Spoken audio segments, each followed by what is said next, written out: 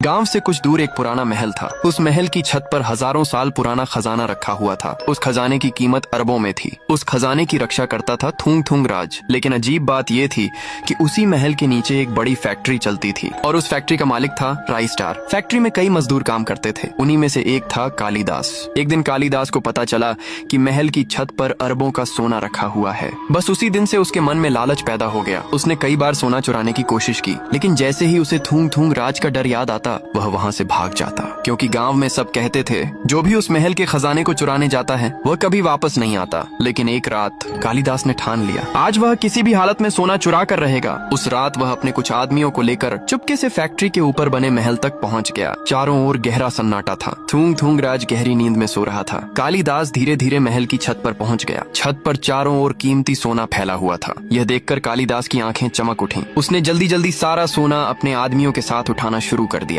कुछ ही देर में उन्होंने छत पर रखा सारा सोना उठा लिया। फिर वे रात के अंधेरे में वहाँ से भाग गए और उस सोने को एक गुप्त गुफा में छुपा दिया। अगली सुबह जैसे ही थूंग थूंग राज की नींद खुली, वह महल की छत पर गया। लेकिन वहाँ का नजारा देखकर वह हैरान रह गया। छत पर रखा सारा सोना गायब था। उसकी आंखें गुस्से से लाल हो गईं। वह जोर से गरजा, राइस्टार, मैं तुझे नहीं छोड़ूंगा। इधर राइस्टार को भी सोना चोरी होने की खबर मिल गई। वह भी हैरान था। उसे समझ नहीं आ रहा था कि इतनी बड़ी चोरी आखिर किसने की। उसी रात थूंग थूंग राज अपनी रहस्यमयी शक्ति से पिछली रात की सच्चाई देखने लगा। कुछ ही पल बाद उसे सच्चाई पता चल गई। उसने गुस्से से कहा, कालिदास, अब तू मुझसे नहीं बचेगा। अब आगे क्या होगा? क्या थूंग थूंग राज कालिदास को पकड़ पाएगा और क्या वह अपना अरबों का सोना वापस ले पाएगा? इस कहानी का पार्ट 2 जल्द आने वाला।